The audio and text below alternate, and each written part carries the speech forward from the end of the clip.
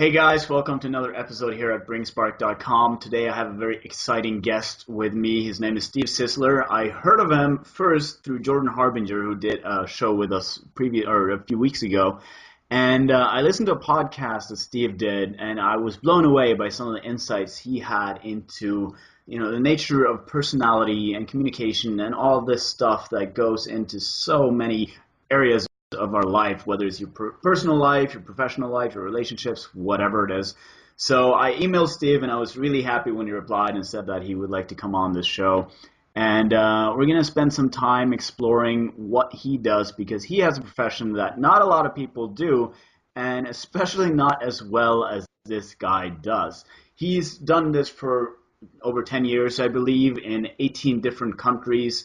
He's been called a savant on profiling, which is his main focus, his main text, I guess, and he's got some insights into how we can start using the knowledge that he has, training ourselves into understanding it and using it to improve our lives in the ways that we want. So, Steve, thank you very much for being with us. Thank you for having me. It's a pleasure to be here, for sure. Absolutely. So you have a bit of a story and a bit of a background, and you have a very, very unique profession. Would you tell us how you ended up doing what you're doing and what it is exactly that you do? Absolutely. I am a behavioral profiler, meaning I work with individuals, corporations, teams, families, wherever there's people, in an effort to help them understand the differences that they have between them in the way that they think, in the way that they act. That process basically helps people overcome, obstacles that either they don't understand, or that they've misdiagnosed, or they misrepresent. So it's a powerful thing. I've been reading people since age 12. When I was 12 years old, I could tell who was lying and who was not, and it was pretty uncanny. But my mother was able to do the same thing, and some people actually called my mother a witch. Wow, that's pretty bad. This was in the early 70s, and so that's pretty crazy.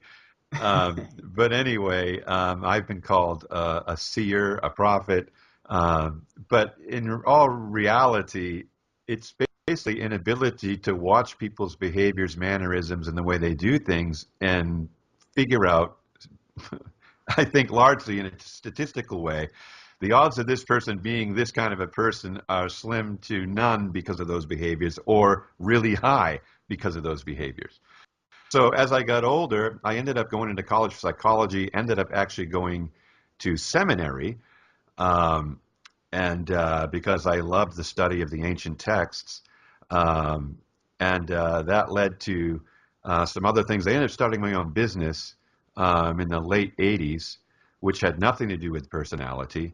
But then later, I remember saying to my wife, well, she said to me, "You need to be making money talking to people." And I said, "Well, I don't think anybody's going to pay me to talk to them."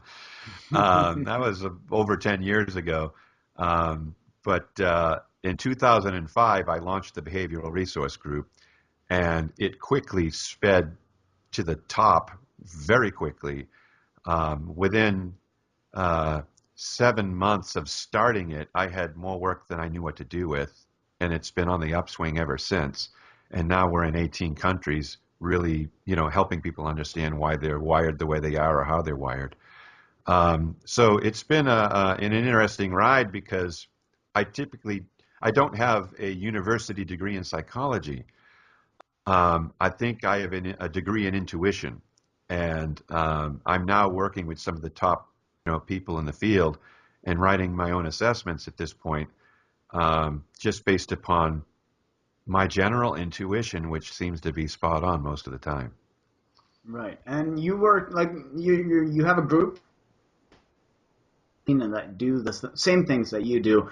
How can people learn how to do this? You're talking about having an intuition, but obviously there's got to be something else going on as well. Yeah, well, I've been able to marry my intuition with the basics of general personality. In other words, the mad, glad, sad, scared type people, those 4 personality types. There's also 7 different attitudes that people will sport. Um, there's an aesthetic attitude, there's an economic attitude, an individualistic attitude, a political attitude, an altruistic attitude, a regulatory attitude, and a theoretical attitude. Now, those attitudes can be measured in people from 0 to 100 in differing degrees of intensity. So if you have a person who's a very high political attitude, that means they need to be control their own destiny and the destiny of other people that they believe have some control over their destiny or will influence their destiny. So having this information, the science of behavior and values that Dr. Robert Hartman introduced us all to in his decision-making theory, um, have been very powerful in combining with my intuitive insight into people. And so I now use, the temperament testing to locate a person's, emotional database, so to speak. In other words, the intensity of their 4 major emotions, and then the intensity of what they value. And once I have those numbers, I'm able to basically predict what's going to happen in their life with this person or this job or these people as bosses or subordinates or what have you. Okay, so it's a personality test that gives you the values for the different you talked about 4 different personality types and Hmm. 7 different would you call them temperaments? No. Yeah, they're temperament styles. Yeah. Absolutely. Yeah. And so you have, and by combining the values you get out of this data set, you can predict behavior and stuff like Hmm. that. Hmm. Now, that's really fascinating. And I mean, there's a lot of people out there discussing, whether or not you can actually predict human behavior or if it's, if it's set or if it's fluid or if it's. Do you have, what's your take on this? Do people change these things with themselves or is it a constant throughout their lives? Okay. Here's what I've noticed. There's some people I've been able to, follow for 10 years. So I know what's happening and reassessing them to see what's changing. I have found, even assessing my own children, that up to about age 12, you're going to get one type measurement on behavior or their emotional base. Between 12 and 16, you're likely to get another one. So if I measured them at 11 and then I measure them at age 15, it's going to change. The odds of it changing are pretty high. Hmm. Between 16 and 23, you're likely to get another measurement. In other words, once they're off to college doing their own thing, you're likely to get a different measurement. After age 23, that temperament is likely to follow them for the larger part of their life unless it isn't as intense. In other words, if it's in the high 90s, it's unlikely to change. If it's in the 50s or 60s, it could. So yes, your behavior changes because you got to remember your brain isn't even fully developed until age 26. So you've got a lot happening in there. So you've got different things that can happen. But based upon the social influences, getting out from underneath a family influence and out on your own will alter your behavior because your emotions are being altered. So I don't want people to think your behavior is in stone. It's not. But what I'm able to do is I'm able to measure you where you are right now, which is good for like 2 years prior and 2 years after. It's pretty tight. So I can Right. measure you within a 4-year piece. I can also measure what's happening in the moment. In other words, if I'm hiring somebody for a company and I'm running them through my analysis, I can see that they're being really charming in the interview. But as a person, they're not really that charming. So I can measure that distinction. So I know what they saw in the interview is not likely what they're going to get on the long term once that person gets Hmm. into the role and comfortable. So again, not in stone, but if you're after older than 25, it's likely to be pretty much predictable. Okay, that's very cool. Now, I'm sure you have hundreds, if not thousands, of stories of real world application for this. But just so people know that and understand what we're talking about, could you tell us a story or an example of why and how this has been important to know, and why your expertise has helped other people? Okay. Yeah. Uh, I'm working with a couple right now. Um, I'm working with them in their marriage, what I call a marriage dynamic, which basically it gives me a temperament structure of the individuals, and it allows me to see how that's going to play out in a marital framework or a partnership. Um, on the values base, the husband and wife are direct opposite. In other words, let's take the regulatory line, for instance, which is a line that determines how black and white a person is able to think. So the wife is scored very high here, which means she's a black and white thinker. That translates into she believes there's only one way to skin a cat, the right way. Okay? Okay. Now the Mhm. husband scored extremely low. So he's thinking, I don't care how you skin the cat, just don't get blood everywhere. I'll see you on Friday and check out how you're done. Right. That's the difference. Now, what ends up happening in the relationship is that has a critical role in creating, obstacles. Because the husband says, here's what I'm going to do, and he made the decision spontaneously. Whereas the wife says, why are you doing it like that? Because it doesn't match what she believes the cat needs to be skinned like. Mm. So now there's a confrontation. And so she's a passive aggressive, whereas he's an aggressive. So he kicks in the front door with a shotgun. She sneaks around the back window with a jackknife, Right. which gets on his nerves because why don't you just come out and tell me why are you sneaking around back? And so this creates a framework. And there's many other opposites here. And so what ends up happening is you get problems and challenges that become too great. So over the years, what has developed is what I call the four horsemen of the apocalypse in the relationship. And this is a term I stole from Dr. Gottman, who is a Mhm. behaviorist and the premier, I'd say, leader in behavioral dynamics within the marital framework. Um, if you've got criticism, contempt, and you've got stonewalling, and you've got um, a an attitude that is very resistant to the other partner, then the odds are above 98% that that relationship will not work. Mm. And so Dr. Gottman can look at a relationship, watch you have an argument for 5 minutes, and predict your divorce to the year within 91%. Yeah, I've read about his studies, and Okay? it's really fascinating what he does in his lab, Yeah, and the whole setup and just the intuition he seems to have developed from his that's right. understanding. So I've Yeah. taken, and I've had the same intuition, but I've taken his science as backup. So because he's got the results, the hard data on these things. I'm able to look, and I went out to New York to visit with this couple, spent 3.5 hours in a conversation with them. Within 10 minutes, I saw all four horsemen. And Yeah. so I predicted what's going to happen. I just got a phone call this morning. That was 2 weeks ago. I got a phone call this morning. Husband's moving out. There you I go. predicted it. And so that's why knowing the behavioral dynamics and knowing the attitude frame set is going to be paramount in helping people uncover, discover, and recover the relationship because some people can't because these attitudes are too strong. So knowing that Right. is really powerful.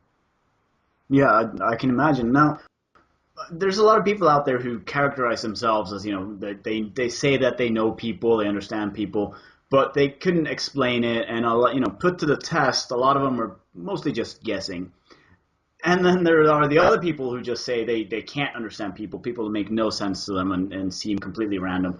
Now, what would you do? Like, how would you help these people get better at reading people around them or even themselves? What can people do to develop these skills more in their own life? Well, you could. Alan Pease is a great person to read after in his body language books. He's got many of them. Um, and those are some ways. Thank God for the internet. You can just Google some of this stuff and get a lot of information on how to read people. But behavioral. The thing about behavioral dynamics is, and the four personality types is that it's observable. In other words, you can observe a person's behavior. In other words, if you go up to somebody and shake their hand and you notice they're smiling, they're showing their teeth, and they have crow's feet on the sides of their eyes, and maybe hard lines in the forehead, then you're going to know that this person is pretty much limbic driven. In other words, they operate out of the limbic system or the limbic center of the brain, which is more of a visceral, emotional, knee-jerk reactive spot rather than the frontal lobe, which is more logical and based upon the facts. So when you have that kind of a person, you can be personable, you can be talkative, about going fun, and be open with this person, and that really creates a great strong, what I call a limbic loop. And so you start looping with that person. If the person is got a hard line between their two eyes where their furrowed brow comes together, they're not smiling, and they're direct, and they're looking through you when they're talking to you, and they have a firm handshake, that person's likely a dominant style and just wants to cut to the chase, doesn't want any small talk. And so if you're just like, hi, how you doing? And you're done, then they may want more, or they won't. And either way, they're very satisfied. But if you start over talking to a person who's not viscerally driven, then you're annoying them. And so knowing that is paramount. And there are other people. I mean, if you ever shake somebody's hand and it's like a wet dish rag, okay, and their shoulders are rounded, they're not looking at you, they tend to be looking away, that's a person you need to be careful you don't invade their space. You do more questions than you do comments. In other words, you got to hold back on periods and exclamation points and open up when it comes to commas and question marks with that person. So, hey, how are you doing? Rather than, here's what's going on, or whatever, just, launching into some kind of a, debate with that person is not going to work. So you have to be really careful. So those are a few little things people can do. And again, there's so much information floating around out there on this that's all within the general area of correct, that it's, it's fairly easy to get a couple pointers. So correct me if I'm wrong, but to me it sounds like you're talking now about the personality types that you mentioned in the beginning. Let's see if I can remember, the glad, the mad, the scared, and I can remember Sad. Sad. There you go. So you're saying that all people fall into one of these categories. Is That's that right? correct. Now everybody has all four dimensions in play. On some level. In other words, let's say we're measuring all four from 0 to 100. Everybody above 50 on any given line, that would be considered in play. So let's say I'm a mad. My mad line is a 30. Well, it's not in play because it's not above 50. So it doesn't mean I don't display the anger emotion. I do. I have it, but it's dormant. So I'm not relying upon that particular emotion. So let me give you an example of the mad emotion. The mad emotion is the decisive emotion. It's the emotion that gets things done. So it's the angry people getting everything done in the world. Okay, so they're the starters, they're the antagonizers, they're the ones that might take the risk and so forth. And so if your son falls in the water and you jump in after him, boots, wallet, glasses, phone, and don't even hesitate and land on him in the process because you were so quick to act, you're likely acting out of an anger emotion in the process of actually saving somebody's life. And so if your anger emotion is peaked or it's higher or in play, you'll be a more decisive decision maker when it comes to problems, challenges, and opportunities. If you're low there, you won't. You'll sit around thinking about quitting your job that you hate for 3 or 4 years before you actually pull the trigger. If you're a 98 on dominance and you think about quitting your job, you're likely going to quit that week. Right. Because you don't need another job to find one. Whereas the other style does, because it's so long in the process. So if they don't have a job when they quit, they might be out of a job for 6 months before they find a new one. Whereas an aggressive style quits a job and finds another job all in the same week. So it will change the way they do things.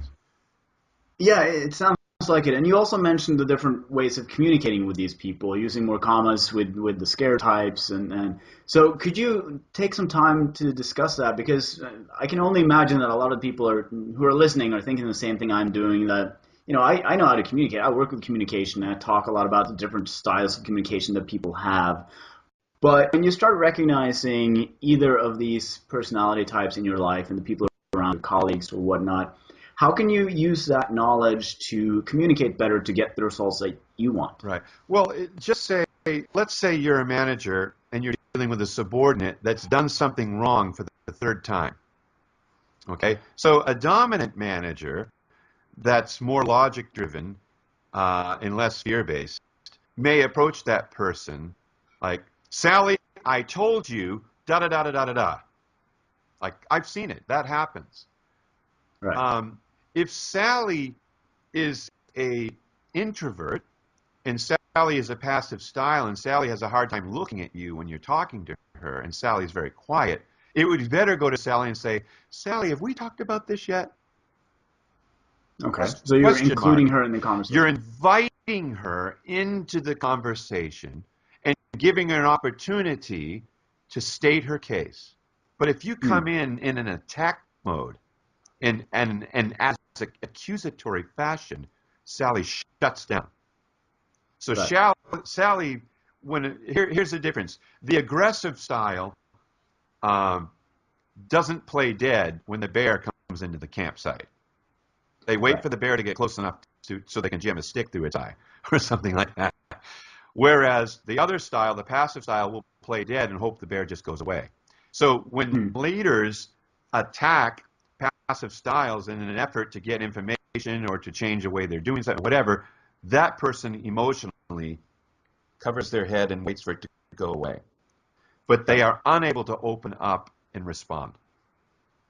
And I would imagine that they're not even kind of paying it, like they're not registering what's No. going on, because a scared person who's passive and getting yelled at by someone dominant would, go defensive, just shut down Yeah, and stonewall that's and just right. not participate at all. 98%, let me change that. 98,000 people die in America every year in America's hospitals because a passive nurse is too afraid to speak up to a dominant doctor. Right. That's horrible. It is horrible, but that's to show you the power of personality difference. Yeah, and I actually read about, I think it was Korean pilots that had the same problem where the hierarchy was such that the lead pilot was above everyone else, and he had such a high authority that even his co-pilot was afraid to speak up if he was doing anything wrong or whatever. And this was one of the reasons why they had so many. Like, I think it was Korean Air who was the least safe airline in the world for a while, until someone came in and taught them, this stuff that you're talking about right now. Exactly.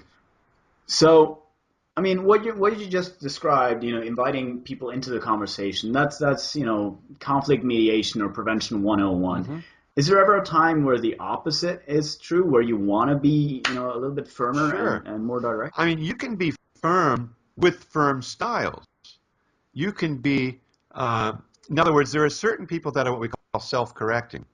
In other words, when they do something out of turn or wrong, or they miss the mark in any way, they typically know that themselves and therefore bring correction to themselves almost immediately. Okay? If I notice what they've done, let's say I'm a parent and this is a child, I witnessed this. I remember it was like 1989 when I saw this. It was a 20-some-odd-year-old single mother and a 4-year-old girl. And I was having a conversation with the mother, and the little girl came in the room, was dancing around, making a lot of commotion, just being a 4-year-old, just playing. And the mother looked at that girl and said, "Sweetheart, remember that line we talked about between funny and wrong?" And the girl looked at her and nodded. She said, "You just crossed it." And the little girl broke down crying. Now, what had happened was this girl was very self-correcting. This girl's gone on to become a veterinarian and so forth, which makes sense. But a very self-correcting person. So when mother brought to attention where the girl had crossed the line, she'd already knew it. As soon as she Right. stopped her, the girl knew. So when the mother brought more into the situation, it was crushing. So if that parent Mm. didn't understand this and said, "What did I tell you about da da da da da" in front of everybody, that would have been a devastating blow to that child. So self-correcting children, you don't have to punish. They Right. punish themselves. So if you're going to Mm. do anything, you have to help lessen that. I know we talked about this. I know it's hard, sweetheart, but da, da, da, da. And that's as much as go stand in the corner for 10 hours. You know what I mean? Exactly. Now, there are other children, it's almost like a 2x4 won't fix it. Like, they're Right. stubborn, independent, and self-willed, and you can't, they're not self-correcting at all. They're oblivious. So Absolutely. depending upon the difference in the people, how we approach them is going to be important. So there are some people that are the very direct, dominant, aggressive children you can be aggressive with, and it's okay. Again, there's a big difference between punishment and discipline. That's a whole nother podcast. Absolutely. But you have to be careful in how it's done. But yes, you Right. can be stronger with some and more firm and with others. You just can't do it that way, but you'll get the same result. Right. So how do these, like, knowing these different types of people, the sad, the glad, the mad, and the scared, Scared. when we start to recognize these people, how do we know how to communicate with the different types of people? What do they need in their communication for it to be as effective as it can be? Uh, why don't you repeat that for me? Sure. Knowing these different types of personalities, the sad, the glad, the mad, Yeah. and the scared, when we want to communicate with these people, when we recognize them in our life, what should our communication contain in order to get us to the results that we want? What do these people require in our communication to understand and actually take it Okay. to Well, account? a mad style needs direct communication, period. They need direct communication. You can't beat around the bush. You can't hint to things. You just have to look at them and say, what the hell were you thinking when you did that? And they'll Right. just tell you, I wasn't thinking. That's Donald Right. Trump. So straight, Yeah, Donald direct, and Trump. just If you're watching him in the yeah. presidential debates here and all this, he's a direct style. I mean, an interviewer, a woman reporter, interviewed him and asked him about something he said in 1993. He goes like this: "Well, I want to begin by saying you're pathetic." That's a direct style. He's the only Right. style that's that direct because he's a core mad. He's a core Mm. mad. Okay, that's why he's standing out. All right. The other style is like a Bill Clinton style, which is a glad style. Um, you have to be more personable. You can't be that direct. You can be Mm. assertive and open, but you have to be friendly and fun and warm and sociable and engaging and animated with those people. And they'll start looping with you. Right. Um, when dealing with the sad styles, you have to be careful because to be too direct with a sad style is to like rip the bed sheets off. It's like being naked in the mall. So they're very protective and they're all about safety and security. So in dealing with a sad, you have to preserve their dignity in the conversation, and Mm. you have to fish for things. You can't just say, "I thought you were da da da da da." Well, that puts them on the Okay. spot. They don't like that. And then when So you're trying to get them to say the things that you yes, you want want to. them to open up to you, so you provide a safe framework for that to happen. Okay. Right. With the scared styles, these are the logical based people. These people operate out of the frontal lobe and are fact and data driven. And so with them, you got to have your ducks in a row. So Mm. it's best to enter subjects that you know something about talking with them, or they're going to have a hard time dealing with you because you don't even know what you're talking about. And that's number one important for them because they're all about Right. So being the correct. right. So the scared need to feel safe in you, that you know what you're doing and what's going on. Exactly. So if you're telling them, here's why I think we should do this, you can't say, trust me. Right. That will You got not to actually work. give them like. You got to say, I did some research and here's what I came up with. Da da da da da da. Now I'm wondering if that matches what you've come up with or is it out of sync? What are your thoughts? Because here's why I think I want to Right. do this. And then they're going to feel safe with you. Well, this guy did some research. He's not off the hook. So that's going to be important to them. So, Right. you know, that's what, so I could say, you know, the mad person's looking for results.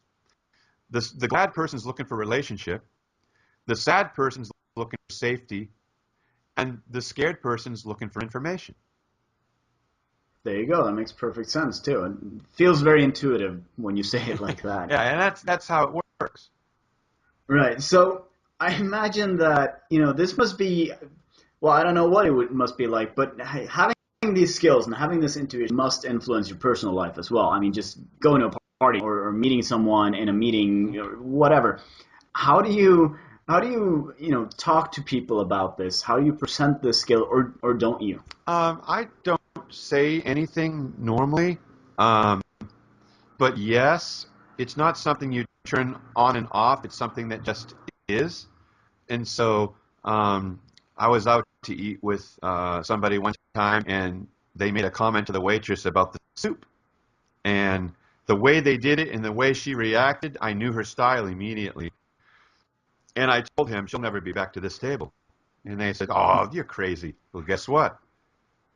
We had a new waitress. And I actually Right. told them why this happened, and they were so compelled by it, they actually sought the other waitress out and apologized before we left the restaurant. Oh, that's good. But the point I'm making is too direct and too mad to a sad style. And Mm, so there was an outcome there. Um, right. but yeah, I see these things, and sometimes you have fun with it, like parlor tricks. I Yeah. was at a party in Boston not too long ago. I was up there. I was going to be speaking at MIT, and I was at a party, and I profiled the person based upon their forehead. And everybody was standing around, and it was, the guy almost was in tears Right. because I started hitting on some very personal things. But sometimes I'll do that, to get a rise out of people because it's fun or what have you. Or I'll shake their hand, ask what they do for a living, and tell them what they drive. Right. And I imagine like a lifetime of doing this, of observing and reading people, you must have like just a huge database of information in the back of your head that you can, without even thinking about it, pull out and make these assumptions like what kind of car someone is driving, which seems completely impossible for most people to do. And just having that arsenal of knowledge must be very helpful in your job and also in your personal life as well, It right? is, it's helpful, but like anything else, I want to say this and be clear on it. The cobbler's kids don't have any shoes, and the painter's house is not painted.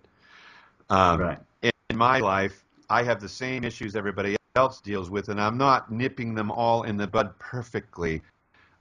Even though I can step outside of myself and see these dynamics playing out, it becomes very difficult at times to do what really needs to be done or admit where you failed or whatever. Mm, I still wrestle like everybody else with having to come to terms with myself and other people and working through those things simply because, especially me, my style uh, needs to be liked, and I need right. to know I'm doing a good job, and I like to feel like I'm favorable in the eyes of anyone, and Mm, therefore when it comes to unfavorable behaviors or whatever, it can be very difficult. But I must say I plow through and get it done, but I'm not saying it's easy. Um, right. so because I know these things, it doesn't give me some kind of a blank check in my issues, in my life problems Right. at all. I still go Yeah. through all So, the hoops you do. right. So for anyone who wants to learn how to do this better, they can't expect it to just magically fix all their That's exactly communications and right. all their It issues. just helps you understand what's actually going on, but you still have to deal with it. Right. So why should people spend time trying to better, their understanding of this and maybe their skills in this? Well, because the better you understand yourself, the better you can manage yourself. The better you can understand another person, then the better you can manage the relationship. The better you manage the relationship, the more pluses you will find coming out of that relationship. Mm, Because your best or worst day in your life will center around a person, likely. right. And so the better you can understand yourself and others, and the better you can relationship manage. And that really is the height of emotional intelligence. It's Mm, understanding yourself, and understanding others and managing the relationships. And when you do that, there's more of everything. There's more fun, right. there's more understanding, there's more money, there's more everything. And so Mm. it's highly productive to know these things. Yeah, because it's not just about personal relationships. It's also about professional That's right. relationships and familiar ones or whatever it Hmm. is. Yeah, Exactly. that makes perfect sense. So, what should people do? I mean, we've been talking about different personality types and your skills and stuff like that, but the people who's listening to this or watching this and going, I really wish I could do that stuff, but I don't even know where to begin. Like I know the four personality types ish now, but Hmm. what would you say for them to start doing to get better at reading people? Well, I think there's a lot of material out there on it. I mean, I've got several books, but they're not all fundamentally behavioral books. I love philosophy and things like that, so I write a lot about that. I am writing a book right now called Simple Human Interactions, and it's going to be about the four types and so forth. That'll be coming out next year. But um, there's that. You could also go through a temperament test of some kind and learn about yourself. And then my report comes with 58 pages. So there's a lot in there about you and everybody else. So Right. that's one way to do it.